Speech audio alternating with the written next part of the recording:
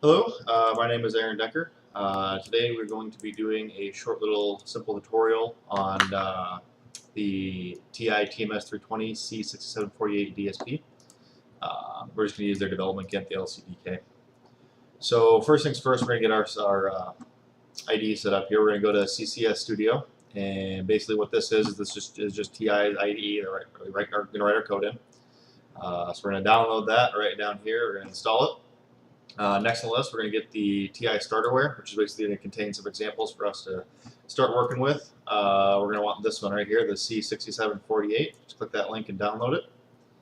And then finally, you're going to want the DSP library, which is going to enable us to use some optimized functions for filtering and Fourier transforms, and etc. So you're going to want this guy right here, the 674X. Just click that button and again, download it. You will have to log in for that one. And it will ask you something about military versus civil. Choose civil and download it and install it. So once that's all installed, we can pop right into Code Composer Studio here. We'll open it up. It's going to have you make a workspace. This is just where your code is going to be. All right. So I've already pretty much set all this up, but we're just going to walk through it here quickly. We're going to go View and CCS App Center. This is going to be where we're going to install our compiler. So you're going to get this screen here. And this one here is when you want the C6000 compiler. This late here is latest version. So basically, you're going to check the select button to look like that, and then you're going to hit the install software button right up here. So we'll close that. Next step, we're going to go File. We're going to go Open Projects from File System, Directory, and then we're just going to go to the starterware folder. So that's going to be under this PC, local C, and then TI. Starterware, we're just going to click on that and hit OK. It'll scan through for projects. Make this a little bigger so it's easier to see. Deselect all because we don't want to import everything. Now, just be careful here. There's two dev kits in the starterware package. You got the EVM C6748, and then you got the LCDK 6748. The process should be the same for each of them, but in this video, we're going to be focusing on the LCDK. So I've already done this, obviously, but you would just check that guy there, the MCASP project, sorry, and then hit Finish. And basically what that's going to do is it's going to import it into the workspace here. So then what we're going to want to do is right-click here. We're going to go Properties. We're going to make this a little bigger so it's easier to see. On the left-hand side here, we're going to go under Build and then under Include Options. Just make sure that you have these includes here. If you don't have these, it's not going to build. You will have to add one, and that's basically the root of the project here. So add project root if you do not have that. We're going to need it. And then also make sure your linker is set up under file search path here. Basically, these are the libraries from the starterware package. So just add these paths. Once that's done, we're going to go check up here to our build. Make sure use default build command is checked. Some installations I've noticed that this does not automatically populate. I don't know why, so just make sure that's checked. So what we're going to do is we're just going to pop into the main C file here, and what this file does is it just is audio loopback. So audio goes into the DSP and comes right back out. It doesn't do anything to it.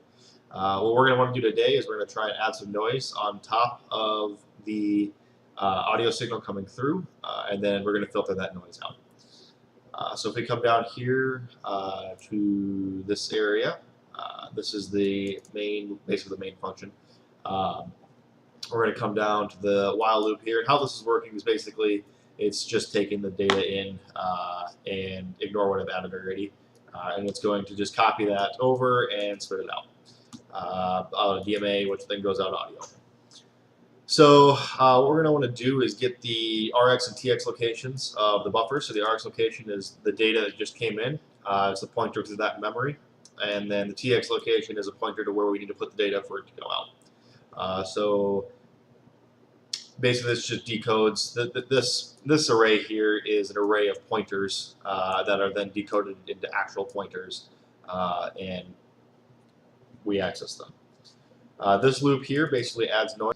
So how we generate the noise here, we just pop into MATLAB, and I just wrote this quick little script that basically generates a sine wave, and then it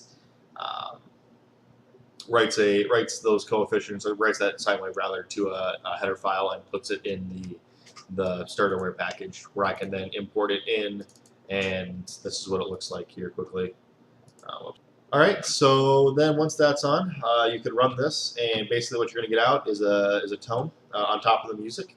So then what we're going to do is we're going to pop into MATLAB, and we are going to actually filter that out. So what I've done is I have recorded the noise coming back from the DSP. I've just plugged it in the microphone port on my PC here, and I recorded it without a song and with a song. So then I wrote this very quick little script, which basically creates a filter, and then it reads in the audio, performs fast Fourier transform on the input signal spectrum with no song, with just the noise basically, just to see what frequency the noise is actually at. Then we do it with the song, and then we apply the filter, and we look at the spectrum again.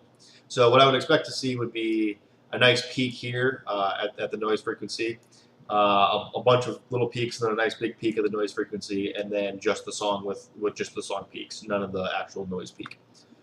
So we run this script here. We're going to get these little figures.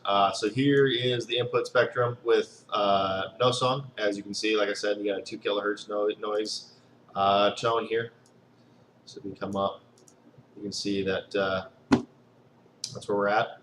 If we add that on top of the song, we'll have to zoom in down here. You can see that you got the song down here at the bottom, which is pretty low on the amplitude, and then you have this large noise peak.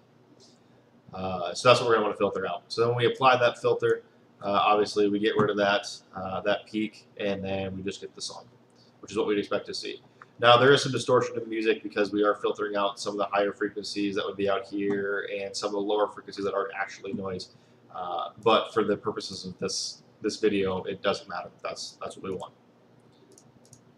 If we go take a quick peek at the filter, whoops, I'll have to open it in the filter design tool.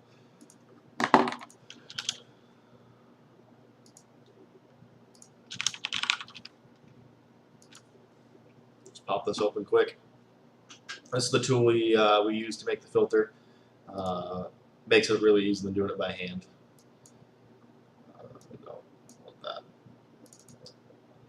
So if I just go File, Open Session, High Order Filter, it'll load up. So we just did a direct form FIR filter here, an equal ripple. It's a band stop with these characteristics here, our sampling frequency of 24K, and then a stop amplitude of -60 dB, which is where we're sitting. Now, like I said earlier, this filter is pretty wide. We really only want to filter out that noise, so we'd really like a really sharp filter here.